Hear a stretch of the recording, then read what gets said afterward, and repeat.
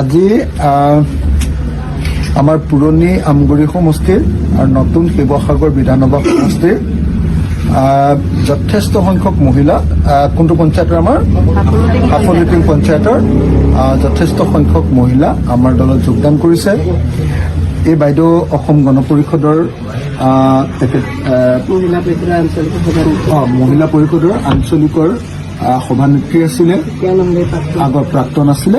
তাৰপিছত অসম গণ পৰিষদৰ বাইদেউ অসম গণ পৰিষদৰ কেইবাগৰাকীও অসম গণ পৰিষদৰ কেইবাগৰাকীও কংগ্ৰেছ দলৰ লগত যুক্ত আছিলে আৰু বাকীখিনি আমাৰ আই মাতৃসকল গোটেইবিলাকে আমাৰ দলত আজি যোগদান কৰিছে।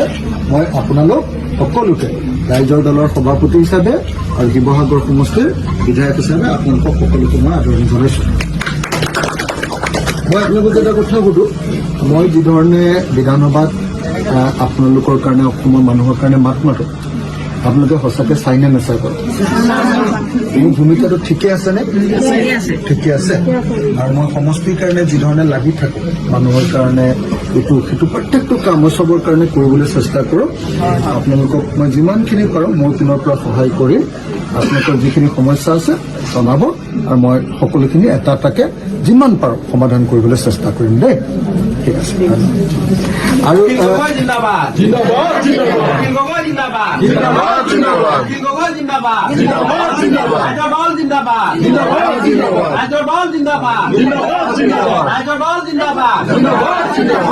এতিয়া জাতীয় নাৰী বাহিনীত তেখেতসকল যিসকল আগৰ পৰা এক্টিভ, অসম গণ পৰিষদ, কংগ্ৰেছ দল আৰু নতুনকৈ অলপ স্মাৰ্ট যিখিনি আছে, যিখিনি একচুৱেলি মানুহৰ মাজলৈ গৈ সংগঠন কৰিব পাৰিব, তেওঁলোকক আমাৰ আঞ্চলিক কমিটি বা জিলা কমিটি আজি এক মিনিট দলত আজি শিৱসাগৰ ব্লক যুৱ কংগ্ৰেছৰ প্ৰাক্তন সাধাৰণ সম্পাদক কি তাই আছিলে মুনিন তাই ডাঙৰীয়া আমাৰ দলত আজি যোগদান কৰিছেহি। মুনিন তাই ডাঙৰীয়া আমাৰ এই অঞ্চলৰ এজন প্ৰবীণ কংগ্ৰেছী কি তাই আছিলে আমাৰ যোগেশ্বৰ তাই ডাঙৰীয়াৰ পুত্ৰ। আৰু আমাৰ লগত আজি মৃদুল কলিতা, ৰত্নেশ্বৰ কলিতাৰ প্ৰবীণ কংগ্ৰেছী, তেখেতৰ ল'ৰা যাক আলফাই গুলীয়াই হত্যা কৰিছিলে তেখেতৰ দেউতাকক ৰত্নেশ্বৰ কলিতাক, তেখেতৰ ল'ৰা মৃদুল কলিতা আমাৰ দলত যোগদান কৰিছে। মোৰ কাৰণে শিৱসাগৰ সমষ্টিৰ বিধায়ক হিচাপে আৰু ৰাইজৰ দলৰ সভাপতি হিচাপে সৌভাগ্যৰ কথা যে মই এটা শ্বহীদ পৰিয়াল, যাক কংগ্ৰেছ কৰাৰ কাৰণেই কেৱল গুলীয়াই হত্যা কৰিছিলে, তেওঁলোকৰ পৰিয়ালটোক আমি আজি পাইছোঁ।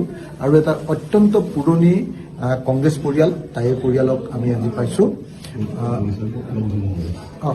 গৌৰীসাগৰ ব্লক যুৱ কংগ্ৰেছৰ তেখেত প্ৰাক্তন সম্পাদক আছিলে, সাধাৰণ সম্পাদক আছিলে, তেখেতে আমাৰ দলত যোগদান কৰিছে। মই দুইজনকে আমাৰ দলত লৈ আদৰণি জনাইছোঁ আৰু অচিৰে কাইলৈ বা পৰহিলৈ আমি তেখেতসকলক আমি দলৰ দায়িত্ব প্ৰদান কৰিম বুলি ঘোষণা কৰিছোঁ। বীৰ লাচিত সেনাৰ প্ৰাক্তন কেন্দ্ৰীয় প্ৰচাৰ সম্পাদক, তথ্য আৰু প্ৰচাৰ সম্পাদক প্ৰবীত্ৰ গগৈ ককাইদেউ আজি আমাৰ দলত যোগদান কৰিছে। মই আমাৰ দললৈ তেখেতক আদৰণি জনাইছোঁ আৰু আশা কৰিছোঁ আমি একেলগতে জাতীয়তাবাদৰ কাৰণে কাম কৰিব পাৰিম।